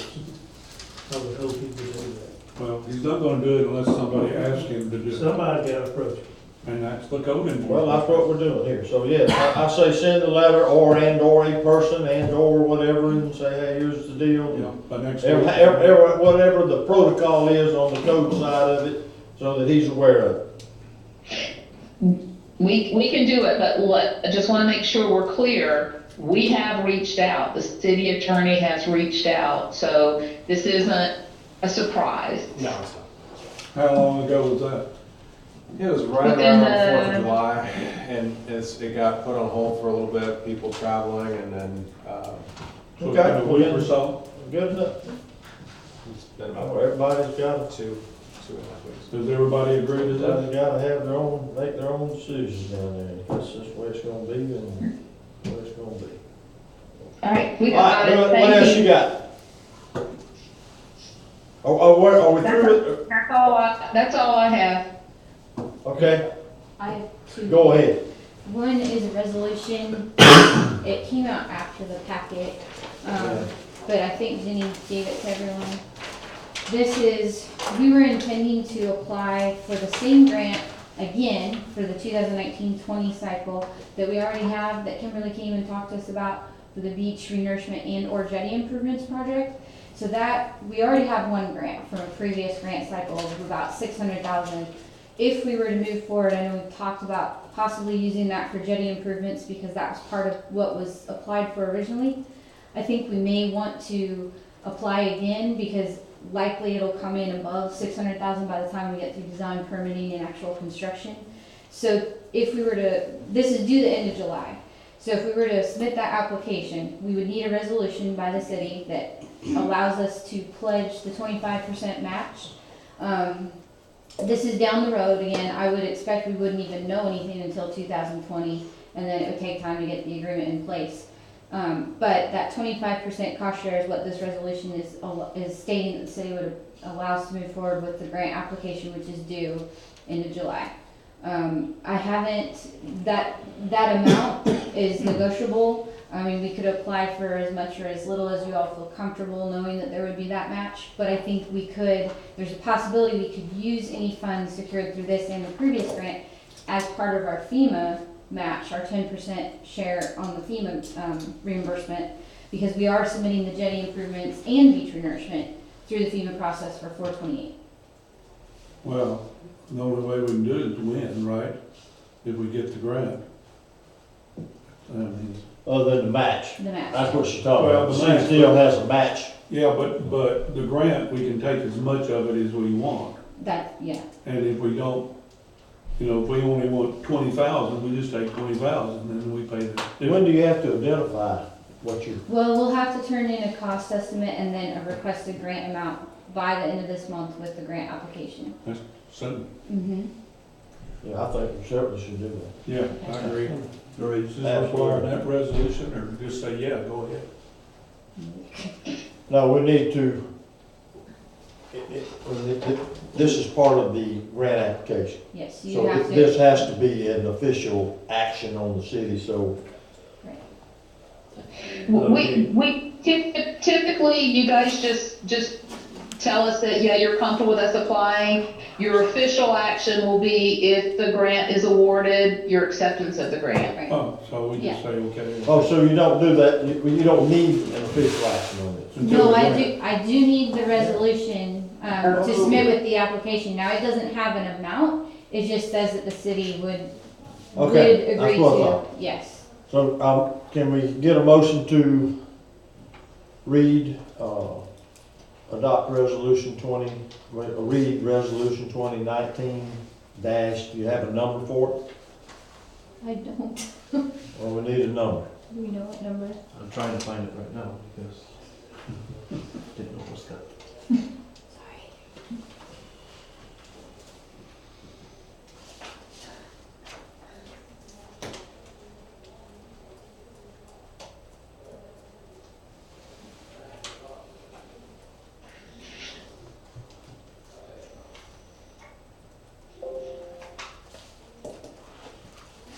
It was Tanya passing out.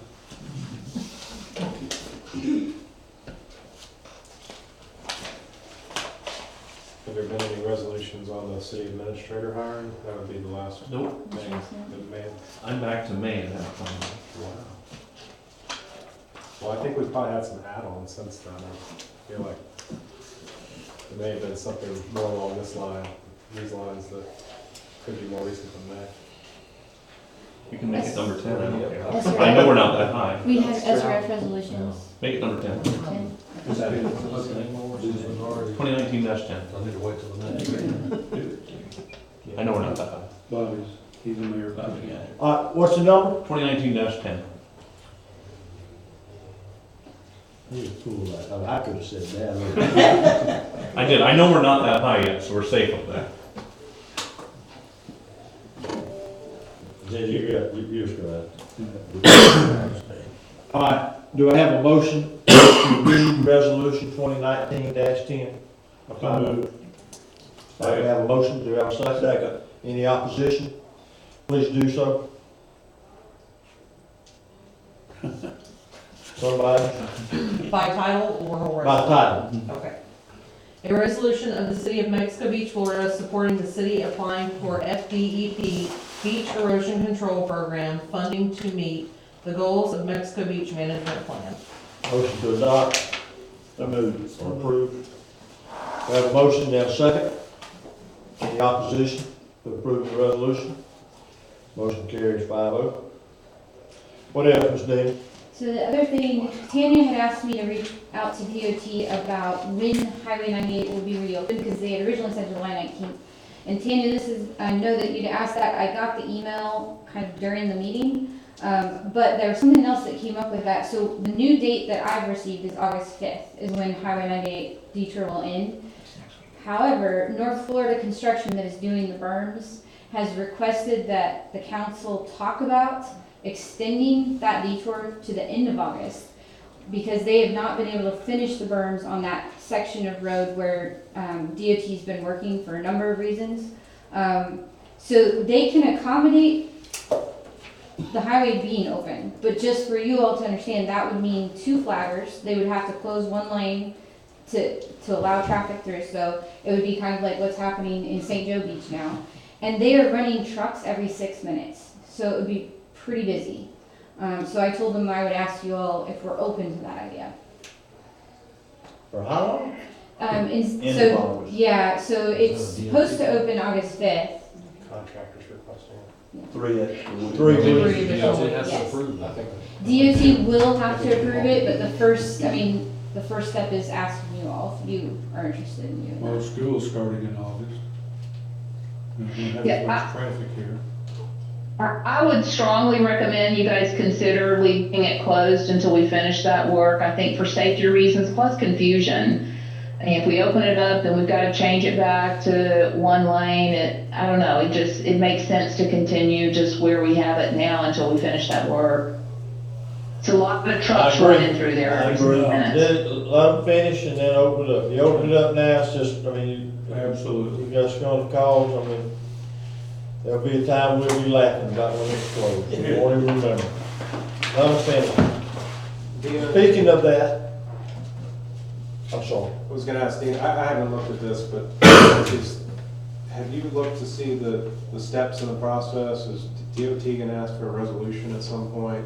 Or is it sufficient just to have the council talk this over? I don't know. I just got the request today during the meeting, so, I know we'll have to go through some steps with DOT, but. Give me an update or us an update on the walkovers. What are we doing? So C Street is done. It is? The one at 386, I believe, we checked yesterday, I haven't heard back, but that one is It's done. supposed to be, yeah. It's done. How much they raised? They raised it 12 inches. We've been working with Public Works to kind of sign off on where they are. Then the other 3 that were in that bid, we told the contractor to wait. Now that DOT is finishing up and we have, more final grades at the shoulder and with the beach renourishment on the beach, I think we can move forward with those. But at the moment, they're on hold until final grades are established.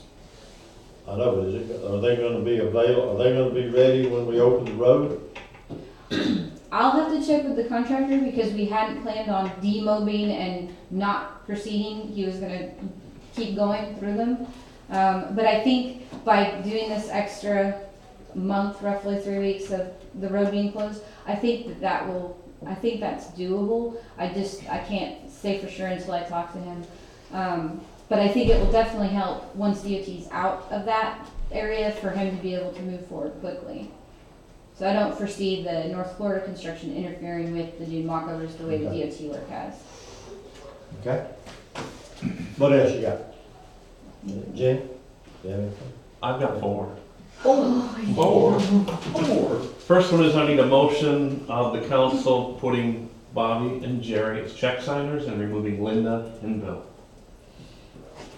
I make a motion to let Yeah. Bobby, Yeah, Mayor Jerry. Jerry and Jerry Smith, on the check signing, and take us off. list, and Take Rex and Jerry while it's off. Take Linda and Bill off. Linda's bill off. Oh. Need a second. I need a second. we do?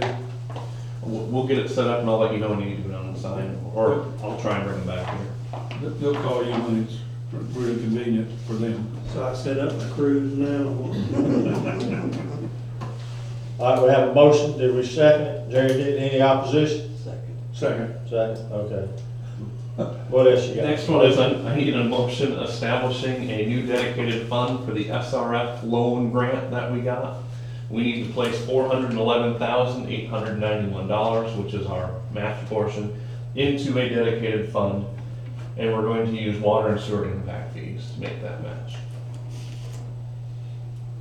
SRF grant. The SRF one, yes. What's this? Go ahead. Is it a grant? It It's was, a loan. A loan? it's the one that, there was one for water, one for sewer for emergency repairs, so it included, the water included the new meters the GAC's been working on. It also included, no, I can't even remember now, repairs to the lines as needed. And then the sewer portion included MX1 as well as the control, all of the new control panels. And that should be ready soon. They did a hardship where we don't have to pay for it and get reimbursed. We can ask for the money on Oh, really? upfront. Yes, which is not typical. And that was 75% grant and 25% match. And the intent is to use our insurance funds for both water and sewer, which should cover it between the two. But we're gonna use the impact fee. But we're gonna use impacts to put into the bank. So we're not having to come up with Is our extra. 25%? Yeah, Okay. I think it is. Yeah, 400 So SRF requires you create an Create an account. account, okay, that's an SRF requirement. Yes. Dedicated fund, yeah. Yeah, Okay. and I don't think our first payment is still probably a year out from when construction is complete, but we have to create that account so that it's ready when we do. Does it have an amount to it? 411,000. 411,891. Go for it. Rex is making the motion.